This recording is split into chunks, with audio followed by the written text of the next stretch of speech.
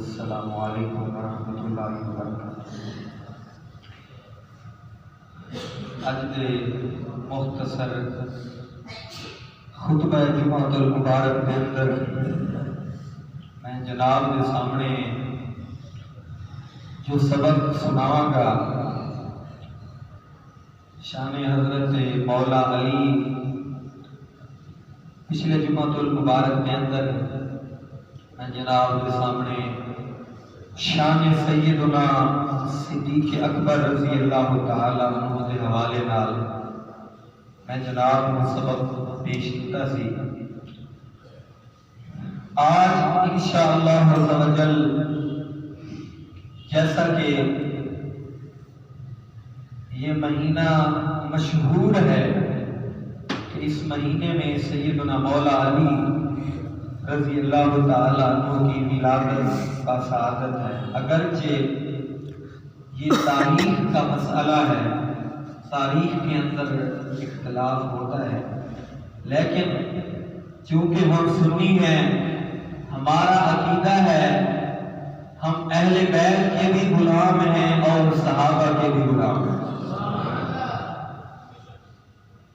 نہ ہم اہل بیت کے منکر ہو سکتے ہیں، نہ صحابہ کی عظمت کا انکار کر سکتے ہیں۔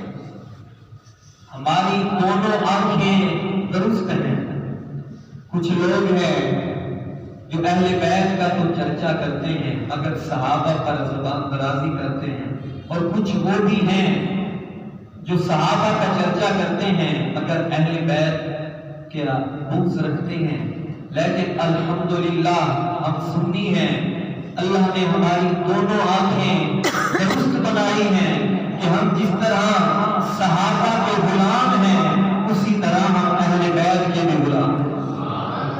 ہم صحابہ کو بھی مانتے ہیں اور اہل بیت کو بھی مانتے ہیں، یعنی ہمارا عقیدہ کیا ہے کہ صحابہ ہیں حضور کے در والے اور اہل بیت ہیں حضور کے گھر والے۔ ہم جو حضور کے گھر والے ہیں ان کے بھی خادم اور نوکر ہیں، جو حضور کے در والے ہیں ان کے بھی خادم اور نوکر ہیں۔ میں شان مولا علی بیان اس انداز سے کروں گا کہ یہ نہیں ایک کی شان بیان کی جائے اور دوسرے کی شان گھٹا دی جائے، نہ، اللہ نے جس کا جو مرتبہ دیا ہے وہی مرتبہ میں جناب کے سامنے بیان کروں گا۔ نہ کسی کی شان گھٹانی ہے نہ کسی کی شان بڑھانی ہے۔ جس کا رتبہ اللہ نے بڑھایا ہے اس کا کوئی گھٹا نہیں سکتا، اور جس کو جو رتبہ اللہ نے دیا ہے اس سے کوئی بڑھا نہیں سکتا۔ کسی کے مٹائے سے مٹا ہے نہ مٹے گا، کسی کے گھٹائے سے گھٹائے نہ گھٹے گا، جب بڑھائے تجھے اللہ تعالیٰ تیرا، جب بڑھائے تجھے اللہ تعالیٰ تیرا۔ پہلے تو آپ یہ سمجھیں کہ صحابی کسے کہتے ہیں، صحابی کی شان کیا ہے، صحابی کے بارے میں ہمارا عقیدہ کیا ہے۔ ہمارا عقیدہ یہ ہے کہ جو بھی صحابی ہے جس نے حضور کی ملاقات کی ہے، آپ کی زیارت کی ہے،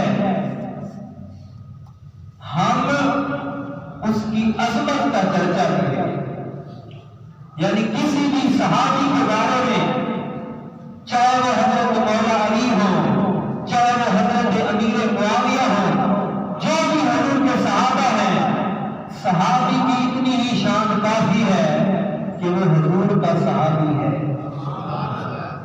لاکھوں ولی، حضرت داتا علی حجویری، حضرت بابا فرید جیسے اللہ کے ولی، لاکھوں ولی ایک صحابی کے قدموں کے غبار کے برابر نہیں ہو سکتے۔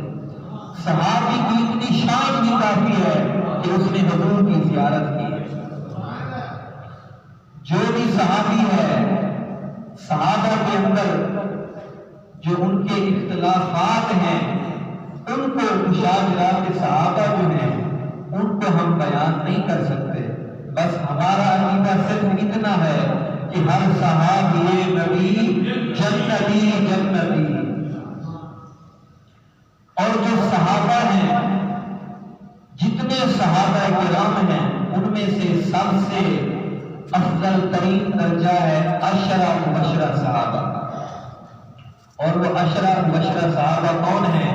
یعنی 10 صحابہ کرام ایسے ہیں جنہیں حضور نے دنیا کے اندر جنت کی بشارت کی ہے۔ ابو بکر فی الجنہ، عمر فی الجنہ، عثمان فی الجنہ، علی فی الجنہ، طلحہ بن زبیر فی الجنہ، الغرض جتنے بھی صحابہ کرام ہیں جن کو حضور نے دنیا کے اندر جنت کی بشارت دی ہے، یہ 1.25 لاکھ صحابہ میں سے سب سے افضل ترین ہیں، اور یہ جو 10 عشرہ مبشرہ صحابہ ہیں، ان 10 میں سے سب سے افضل ترین تو حضرت سیدنا صدیق اکبر ہے، جن کے بارے میں حضور نے فرمایا ہے کہ یہ آسمان کا سورج جتنے لوگوں پر طلوع اور غروب ہوتا ہے، فرمایا ان سب لوگوں میں سے سب سے افضل ترین ابو بکر صدیق ہیں، انبیاء کے بعد۔ اونچی آواز سے بولو سبحان اللہ۔ ایک حدیث مبارکہ میں جناب کے سامنے پیش کرنا چاہتا ہوں، مشہور حدیث مبارکہ ہے، حضرت مولا علی کے بارے میں آپ نے سنی ہوگی، لیکن ہو سکتا ہے کہ آپ نے وہ حدیث پوری نہیں سنی ہوگی کہ حضور نے فرمایا انا مدینۃ العلم وعلی بابھا، میں علم کا شہر ہوں اور علی علم کا دروازہ ہے۔ یہ حدیث مبارکہ مشہور ہے، لیکن یہ آپ نے ادھوری سنی ہے، فقیر انشاءاللہ آپ کو حدیث پوری سنانا چاہتا ہے۔ حضور نے فرمایا انا مدینۃ العلم، میں علم کا شہر ہوں، اور فرمایا ان ابو بکر اساسها، میں علم کا شہر ہوں اور ابو بکر اس شہر کی بنیادیں ہیں۔ ان ابو بکر اساسها، فرمایا ابو بکر اس شہر کی بنیاد ہے، وعمر سقفها، اور فرمایا عمر اس شہر کی دیوار ہے، اور فرمایا وعلی سقفها، علی فرمایا اس شہر کے مکان کی چھت ہے، اور فرمایا وعلی بابها، علی اس شہر کے مکان کا دروازہ ہے۔ جس کے بارے میں آپ نے سنا ہے کہ انا مدینۃ العلم وعلی بابها، حضور نے فرمایا میں علم کا شہر ہوں، علی علم کا دروازہ ہے، جس مکان کا دروازہ علی ہے اس کی دیواریں بھی تو ہوگی، چھت بھی تو ہوگی، بنیادیں بھی تو ہوگی۔ اسی طرح ابو بکر فرمایا اس مکان کی بنیادیں ہیں، اور فرمایا عمر دیوار ہے، عثمان چھت ہے، علی دروازہ ہے۔ ہم انشاءاللہ سب کا احترام کرتے ہیں، یہ نہیں جو دروازہ ہے اس کی تو شان بیان کریں، جو آدمی دیوار سے چھلانگ لگا کر آئے گا وہ چور کہلائے گا، جو چھت توڑ کے آئے گا وہ چور کہلائے گا۔ اسی طرح جن کے بارے میں حضور نے فرمایا کہ ابو بکر اس مکان کی بنیاد ہے، عمر دیوار ہے، عثمان چھت ہے، علی دروازہ ہے، ہم بنیادوں کو بھی مانتے ہیں، اور جو دیوار ہے اس کو بھی مانتے ہیں، اور جو عثمان کے بارے میں فرمایا وہ چھت ہے اس کو بھی مانتے ہیں، اور جو علی دروازہ ہے اس کو بھی مانتے ہیں۔ ہم سب کو مانتے ہیں، ہم 4 یاروں کو ماننے والے ہیں۔ اونچی آواز سے بولو سبحان اللہ۔ الغرض مولا علی رضی اللہ تعالیٰ عنہ آپ حضور سے 2 شرف رکھتے ہیں، یعنی ایک شرف ہے حضور کی سنگت اور صحبت کا، اور دوسرا شرف ہے حضور کی رشتہ داری کا۔ آپ نے حضور کی سنگت صحبت بھی اختیار کی ہے، اور دوسرا آپ کو شرف یہ ملا ہے کہ آپ حضور کے داماد ہیں۔ اونچی آواز سے بولو سبحان اللہ۔ الغرض کہانی یہاں سے شروع کرتے ہیں کہ جب حضرت مولا علی اس دنیا میں تشریف نہیں لے کے آئے، ابھی آپ اس دھرتی پہ نہیں آئے، وہاں سے کہانی شروع کرتے ہیں۔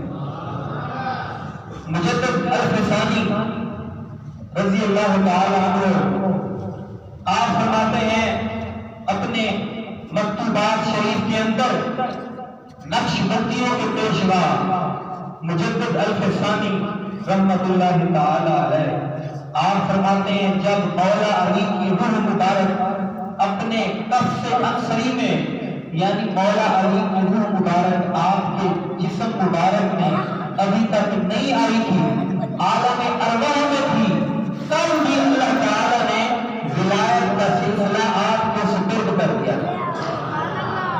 ابھی آپ کی روح مبارک عالم ارواح میں تھی، فرمایا ولایت کا سلسلہ اللہ تعالیٰ نے ادھر سے آپ کے سپرد کر دیا، یعنی حضرت مولا علی رضی اللہ تعالیٰ عنہ آپ دنیا میں آنے سے پہلے ہی جو آپ کے ذمہ لگایا گیا تھا ولایت کا سلسلہ، آپ وہ خیر دار رہے تھے۔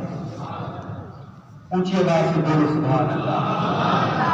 مولا علی کی والدہ حضرت سیدہ فاطمہ بنت اسد رضی اللہ تعالیٰ عنہ آپ فرماتی ہیں جب مولا علی میرے پیٹ میں تھے، شکم اطہر میں تھے، زمانہ جاہلیت میں اپنی سہیلیوں کے ساتھ جاتی تھی، وہ بتوں کو سجدہ کرتے تھے اور مجھے بھی کہتی کہ تم بھی بتوں کو سجدہ کرو۔ جب میں ارادہ کرتی تو میرا جو پیٹ میں میرے شکم اطہر میں مولا علی تھے، جب میں ارادہ کرتی جھکنے کا تو وہ پیٹ کے اندر اکڑ جاتا تھا، میں ارادہ بھی کرتی لیکن پھر بھی نہ جھک سکتی۔ فرماتی ہے کہ 3 دفعہ ایسا ہوا، میں ایک دفعہ گئی تو میں نہ جھک سکی، دوسرے دن گئی نہ جھک سکی، تیسرے دن میں نے سوچا آج اگر میں نہ جھک سکی کم از کم اپنا سر جھکا کے آج ضرور کروں گی۔ آپ فرماتی ہیں جب میں نے ایسا کیا تو اندر سے آواز آئی کہ ہو تو علی کی والدہ، علی کی والدہ ہو کر تو غیر اللہ کو سجدہ کرے تو پھر مجھے علی کون کہے گا؟ یہ کیسے ہو سکتا ہے کہ علی کی والدہ ہو کر غیر اللہ کو سجدہ کرے پھر مجھے علی کون کہے گا؟ فرماتی ہے میں نے اپنا ارادہ ترک کر دیا۔ الغرض حضرت مولا علی رضی اللہ تعالیٰ عنہ آپ کے فضائل بے شمار ہیں۔ حضرت عبداللہ بن عباس رضی اللہ تعالیٰ عنہ آپ فرماتے ہیں کہ علی کی شان میں 300 آیات قرآن میں اتری۔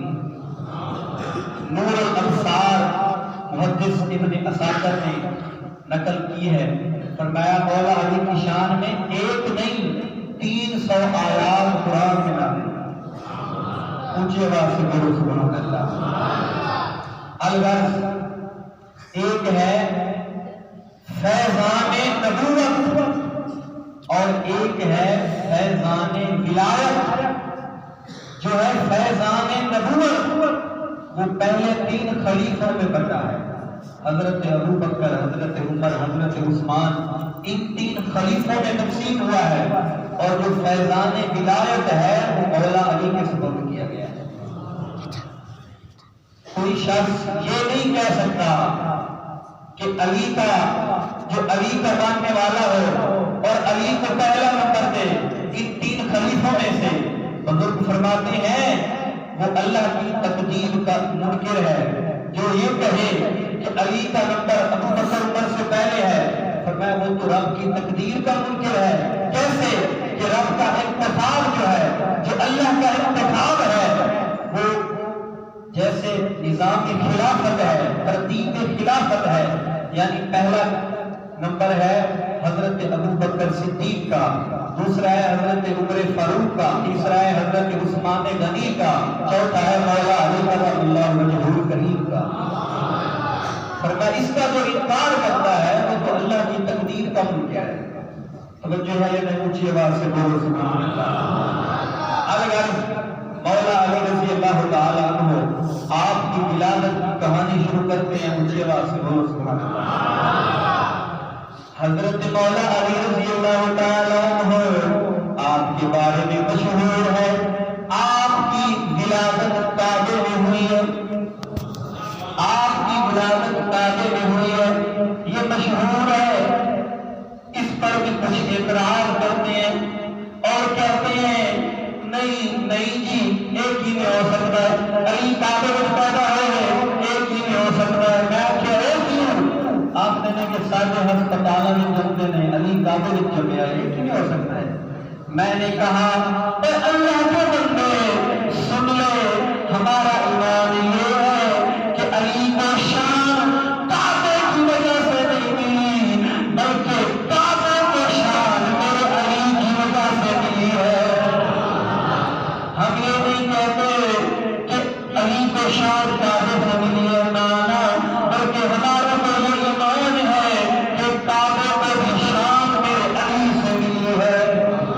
وہ کیسے کہ حضرت رابعہ بصریہ اللہ کی ولیہ ہیں، نیک بندی ہیں، جب انہوں نے ارادہ کیا کعبے کی زیارت کا طواف کرنے کے لیے، یہ ادھر سے روانہ ہوئی اور ادھر سے اللہ کے ولی حضرت ابراہیم بن ادہم آپ روانہ ہوئے۔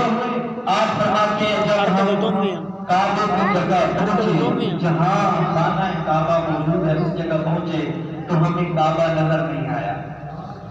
ہم حیران ہو گئے کہ یا اللہ، ہم تیرے گھر کی زیارت کے لیے آئے ہیں پر تیرا کعبہ غائب ہو گیا ہے۔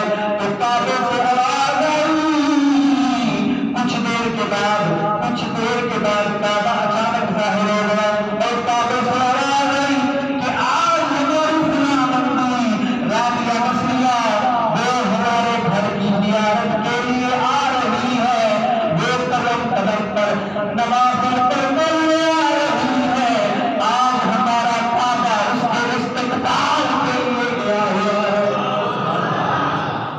تو یہ تو رابعہ بصریہ ہے، کوئی اندازہ لگاؤ ایک ولی کا یہ مقام ہے کہ کعبہ اس کے استقبال کے لیے کعبہ چلا جائے، تو اندازہ لگاؤ جو ولیوں کا سردار ہے اس کا کیا مقام ہوگا۔ اونچی آواز سے بولو سبحان اللہ۔ میرے مولا علی کی ولادت کیسے ہوئی؟ آئے ذرا منظر بڑا عجیب ہے۔ مولا علی کی ولادت سنانے لگا ہوں، اونچی آواز سے بولو سبحان اللہ۔ مجھے یہ بھی کہا گیا ہے کہ مسجد کا کام زیر تعمیر ہے، آپ سب حضرات سے گزارش ہے اپنی اپنی حسب توفیق کے مطابق اس کار خیر میں اپنا تعاون کریں۔ اونچی آواز سے بولو سبحان اللہ۔ مولا علی رضی اللہ تعالیٰ عنہ آپ کی ولادت کا سعادت ہوئی۔ ادھر سے میرے نبی سید الانبیاء آپ اپنے چچا حضرت عباس کے ساتھ آپس میں میٹنگ ہوئی۔ حضور نے فرمایا اے میرے چچا جان، آپ کے بھائی ابو طالب کے گھر میں مولا علی پیدا ہوئے ہیں اور حضرت جعفر پیدا ہوئے ہیں۔ میرے چاچے کے بیٹے بہت زیادہ ہیں، ان کی اولاد زیادہ ہے، آئے ہم دونوں چل کے جاتے ہیں، ہم اپنے چچا کا بھار تھوڑا ہلکا کرتے ہیں۔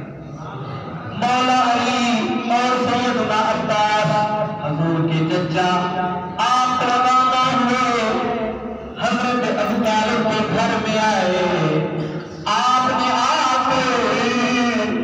حضرت فاطمہ بنت اسد کو فرمایا، حضور نے فرمایا اے چچی جان میرے بھائی علی کو لے کر آؤ،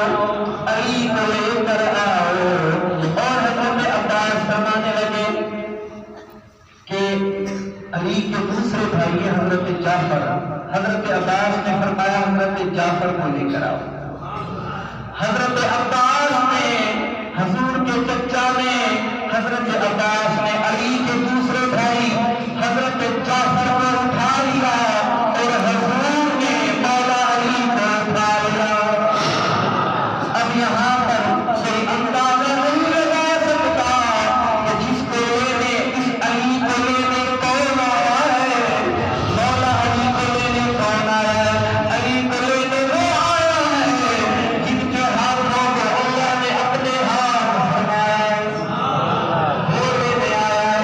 ہمیں کیا اندازہ ہو سکتا ہے کہ علی کو لینے کون آیا ہے؟ الغرض حضرت عباس نے حضرت جعفر کو اٹھا لیا اور حضور نے مولا علی کو اٹھا لیا۔